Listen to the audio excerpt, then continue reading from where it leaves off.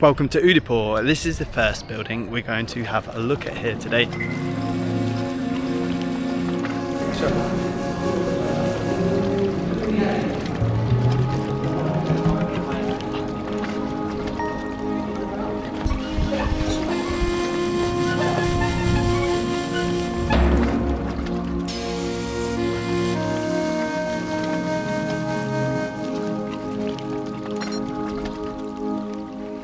Perched above the sapphire waters of Lake Pichola, the City Palace is a stone and marble manifesto, a 4-century-long act of defiance by India's oldest surviving dynasty.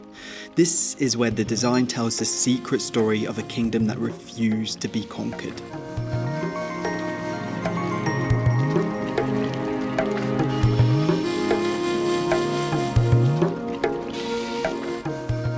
The story begins in 1559 with Maharana Uday Singh II.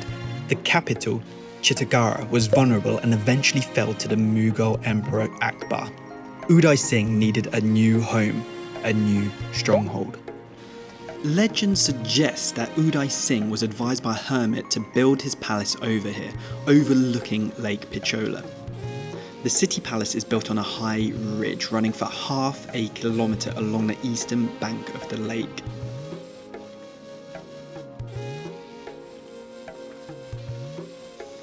And so the City Palace began, not as a single grand design, but as a colossal living master plan, built incrementally by 22 successive Maharanas over 4 centuries. Each ruler added their layer, their stone, their story, crafting what you see today, a monumental testament to unwavering defiance. Physically, this place is a behemoth. It's made of local granite and marble, and unlike the later Mughal palaces, which embrace a more decorative, almost ethereal marble inlay, this is thick, heavy stone. It's a defensive shield, reflecting its origins as a secure fortress first and a palace second. One of the craziest things about this place is it's actually designed as a maze. It's kind of like Inception in real life. It's not one grand symmetrical building, it's an organic growth of interlocking palaces, courtyards and narrow winding corridors. I can attest to this, I did get lost and confused, and this is pure defensive strategy. Imagine an invading force trying to navigate this. Each turn, each different level, each compact space was designed to slow an enemy and to confuse them. It works. Whilst a defensive structure, it is still deeply symbolic.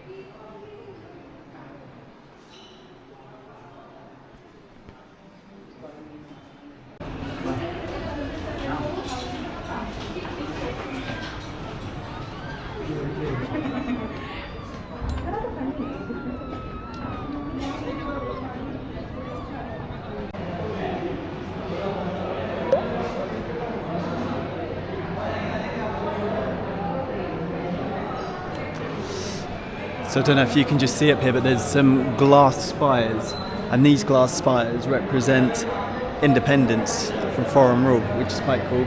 And the glass inlay work is absolutely stunning. You can see it at high levels here. You can see people walking through and beyond.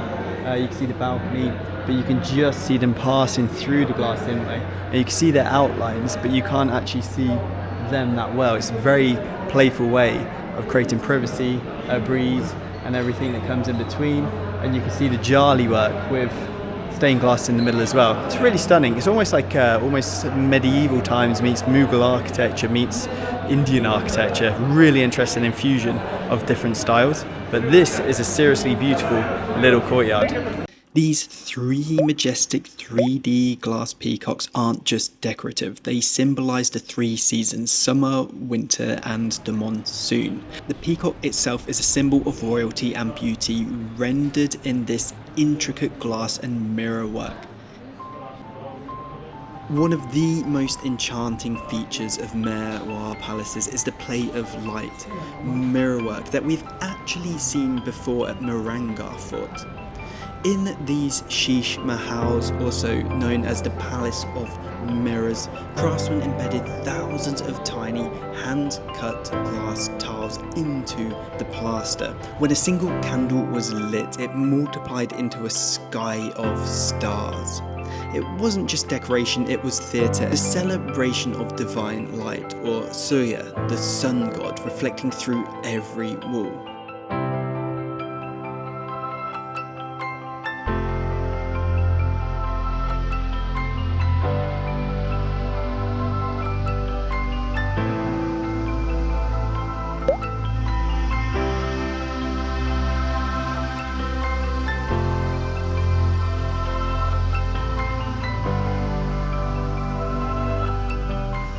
The stunning stained glass element that projects onto those balconies and the Jarokas, that came slightly later. It's actually European influence that's kind of seeped into Rajasthan.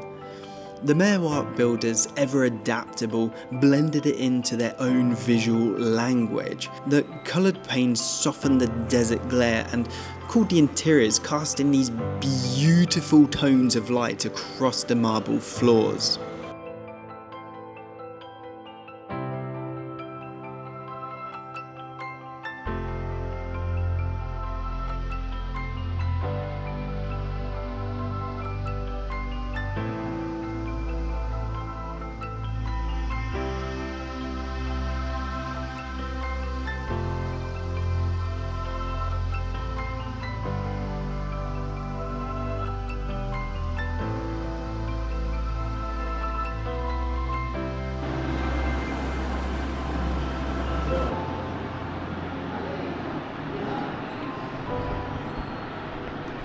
Love this little spot. Place for carrier pigeons to come up to. You could imagine them coming through the windows here. The Charlie screens as well.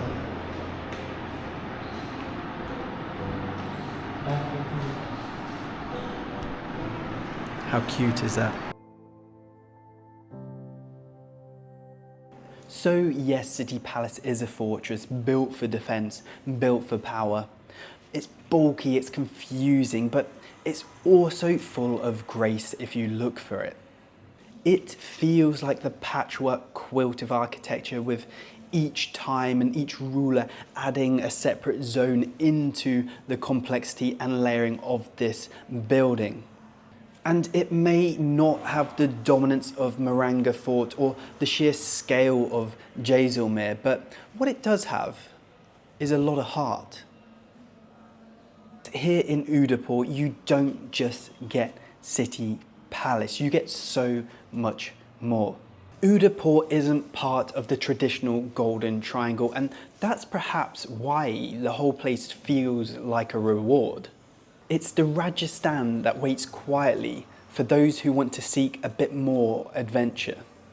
It doesn't shout for your attention, it doesn't cry for it, but for me, it was perhaps one of the most beautiful spots during our whole time doing the backpacking loop of North India. And for all those travellers who do make it to Udaipur, it gives you something extra. It gives you landscapes, it gives you lakes, it gives you beauty, yes, but it also makes you contemplate. It makes you contemplate what India really is. And as you sit there on a rooftop somewhere, watching the sunset, watching the sky turn from oranges to purples and blues, and all that reflecting back at you from the lake, you can't help but admire what India is. And it also kind of reminds you that sometimes the most beautiful places you can discover are just off the well-trodden path. See you next time on Backpacker's Blueprint. Then we'll be on the road again and moving to Jaipur, baby.